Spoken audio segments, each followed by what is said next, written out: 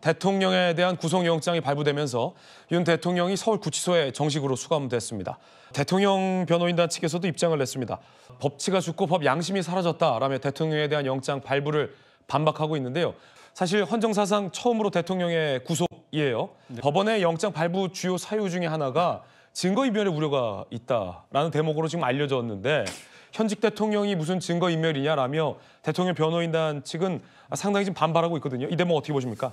현직 대통령이지만 직무가 정지되지 않습니까? 그렇다면 불구속이 된다고 하더라도 이제 관저에 머물게 되는 상황이고 무엇보다도 증거를 인멸하기 위해서는 다른 사람들과 소위 말해서 입을 맞춰야 됩니다. 그런데 우리가 다 알다시피 현장에 있던 김영현 전 장관을 포함해서 현장에 있던 지휘관들이 다 구속이 됐습니다. 그렇기 때문에 증거를 인멸할 그럴 가능성이 과연 있을까? 그리고 무엇보다도 민주당과 공수처에서도 그런 얘기를 해요. 증거가 차고 넘친다 그런 얘기를 하지 않습니까? 한 예로 이재명 대표가 국회에서 체포 동의안이 통과가 됐습니다. 재작년이죠.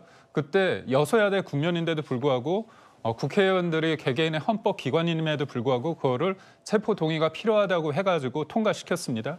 근데 법원이 그때 당시에 영장을 기각할 때 내세운 논리가 뭐냐면 야당의 공당의 대표로서 그다음에 공적 감시의 대상이기 때문에 증거인멸의 우려가 낮다고 얘기를 했습니다. 그리고 그때 또 뭐라고 얘기했냐면 현재까지 확보된 여러 상황들을 종합적으로 봤을 때 증거인멸 우려가 낮다고 얘기해서 기각을 시켰단 말이죠. 불구속 수사를 받게끔 했습니다. 그렇다면 대통령은 야당의 대표보다 공적주의가 더 높은 거 아닙니까? 그리고 지금 수사가 활발하게 되면서 다 구속 기소가 됐어요. 그렇다면 증거인멸의 우려가 낮다는 그 측면에 봤을 때 이재명 대표의 사례를 봤을 때 과연 그게 맞는가? 또 하나 제가 말씀드리고 싶은 거는 조국 대표가 지금 한 5년 넘게 수사를 받고 재판 과정 속에서 최근에야 최종심에서 구속이 됐습니다. 그때 2심에서 징역 2년이 나왔습니다.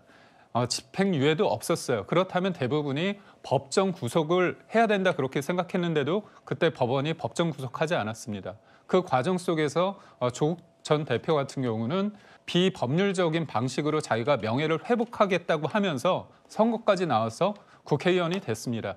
이런 일련의 상황을 봤을 때 과연 직무가 정지된 대통령의 신분으로서 이재명 대표와 조국 전 대표의 상황을 비춰봤을 때 이게 과연 형평성이 있게 되느냐 이 부분이 문제가 제기될 수밖에 없고요.